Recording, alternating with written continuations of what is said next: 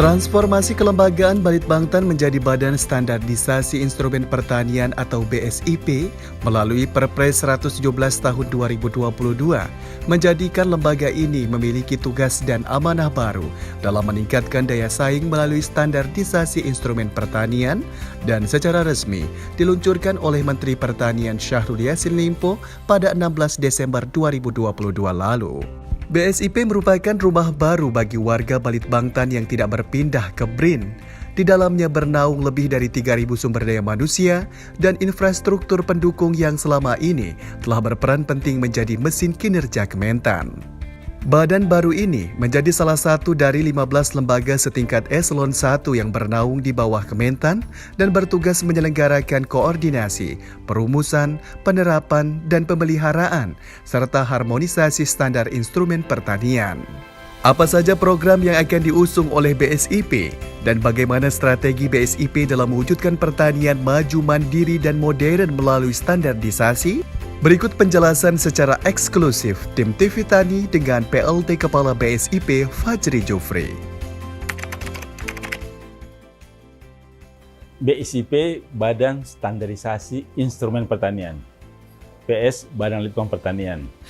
Jadi kalau Badan Litbang tugasnya merumus intinya membuat hasil-hasil penelitian, menghasilkan prototipe, varietas, teknologi dan sebagainya, inovasi. Jadi kita bekerja di lebih dahulu ini, mulai penelitian dasar sampai penelitian terapan. Kalau ke BSIP ke depan, ini akan merumuskan, menetapkan standar instrumen pertanian. Kalau bicara instrumen, itu akan bekerja di 3 area. Instrumen fisik, mulai lahan, air, tanah, mesin-mesin, itu standar instrumen fisik. Nanti ada instrumen biologi terkait dengan varietas, galur, bibit, ternak, itu termasuk bioteknologi itu instrumen biologi. Nanti ada instrumen sistem integrasi tanaman ternak, termasuk di situ sistem pertanian organik dan sebagainya, itu menjadi area berdasarkan Undang-Undang Nomor 19 tahun Undang-Undang 22 Nomor 19 Undang-Undang Budidaya Pertanian Berkelanjutan. Area menjadi tugas BSIP ke depan itu mulai dari hulu sampai hilir. Jadi mulai dari sarana prasarana pertanian, mulai tanah, lahan, air, sampai produk jadi. Itu menjadi ranah BSIP ke depan. Jadi kita akan menetapkan standar, merumuskan standar. Jadi standar itu bisa standar nasional Indonesia, bisa standar industri, termasuk standar internasional. Itulah yang akan menjadi tugas kita dari hulu ke hilir. Seperti itu. Jadi tugasnya lebih besar dari Badan Litbang sebelumnya, seperti itu.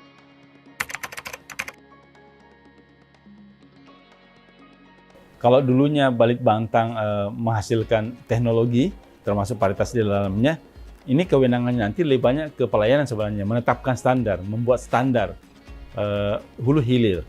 Jadi nanti kita menetapkan standarnya, nanti yang menerapkan itu teman-teman di Dentis, termasuk pelaku usaha, petani. Kita punya unit pelaksanaan teknis, ada 64 se-Indonesia, dari pusat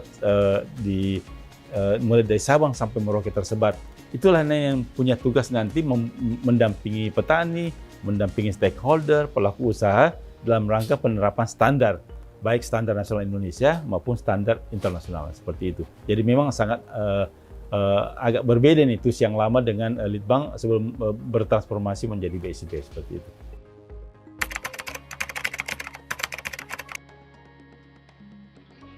BSN nanti yang menetapkan standar, kita yang merumuskan. Jadi menjaring pembalik standar apa yang kita butuhkan. Contoh gini, kita akan membuat standar SNI terkait dengan beras pecah. Kita yang merumuskan standarnya, nanti yang menetapkan BSN. Jadi semua standar di Indonesia ini yang menetapkan BSN. Kita tentunya bersinergi, berkolaborasi dengan BSN, Badan Standarisasi Nasional. Yang menjadi ranah kita ya, yang tadi itu, mulai dari hulu sampai hilir. Mulai dari pembukaan lahan saja, lahannya itu harus terstandar. Menggunakan pupuk apa, pestisidnya apa, airnya digunakan seperti apa, SP budidayanya seperti apa, sampai pengolahan dan pasca panennya. Itu akan menjadi area yang harus kita standarkan. Kenapa perlu standar? Karena kita ingin produk pertanian ini berdaya saing, naik kelas. Tidak mungkin naik kelas tanpa kualitas dan mutu. Kualitas mutu itu kita dekatkan dengan penggunaan standar supaya variasi dari produk itu ada yang besar, ada yang kecil, kita ingin standar. Kalau kita ingin standarnya tingginya 10 ya 10. Semua produknya akan seperti itu. Itulah gunanya kenapa perlu standar, supaya produk yang dihasilkan Kementerian Pertanian dari hulu ke hilir itu ada standarnya, minimal standar nasional Indonesia seperti itu.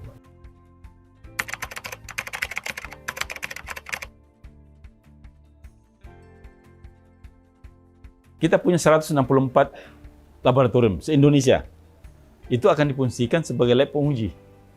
Jadi semua lab-lab kita itu akan kita manfaatkan untuk menguji standar, kesesuaian standar. Anggaplah untuk menguji mutu terkait benih, bibit. Ya, kita akan uji di lab-lab kita itu.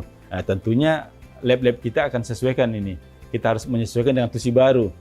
Dulunya sebagai lab tanah, mungkin jadi lab benih, lab bibit, atau lab-lab yang lain. Karena nanti lab-lab ini juga kan akan ada LC Pro ini. Di setiap UPT kita ada lembaga sertifikat produk yang mensertifikasi semua produk dari hulu sampai hilir, seperti itu Mas. Ya. Jadi semua kita optimalkan, tidak ada yang kita idlekan. Semua yang kita manfaatkan sumber daya prasarana termasuk manusia di dalamnya, seperti itu.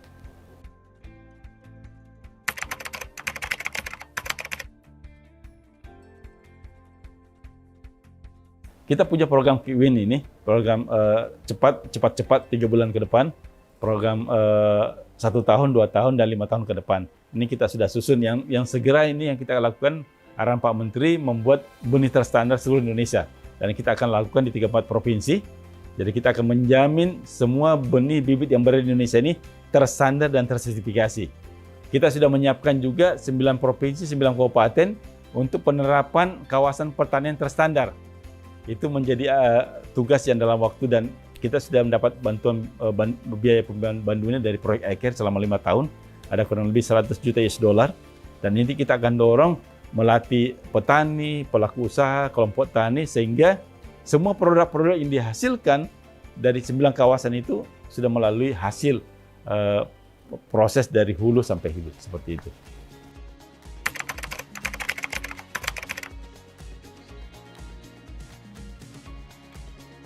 Untuk menuju pertanian modern, kata kuncinya kualitas dan mutu, peningkatan kualitas dan mutu. Kualitas dan mutu itu bisa kita raih kalau kita punya standar. Nah, saya berharap dengan kehadiran BSIP ini, insya Allah Kementerian Pertanian akan ada loncatan ini. Karena kita akan bicara daya saing produk. Kehadiran BSIP akan mengawal itu. Kita akan mendorong petani, kelompok tani, pelaku usaha untuk memperbaiki kualitas mutunya, sehingga bisa bersaing dalam negeri dengan SNI dan standar internasional. Sehingga semua produk kita, harapan kita, buah kita, sayur kita, komoditi yang lain itu bisa kita ekspor keluar. Karena kita sudah memenuhi standar kualifikasi yang dibutuhkan pasar Eropa seperti apa, Amerika seperti apa, Asia seperti apa. Semangat semua jajaran BSP di Kementerian Pertanian, insya Allah kehadiran kita ini akan meningkatkan kesejahteraan petani di seluruh Indonesia. Kehadiran BSIP akan mewujudkan pertanian maju, mandiri, dan modern.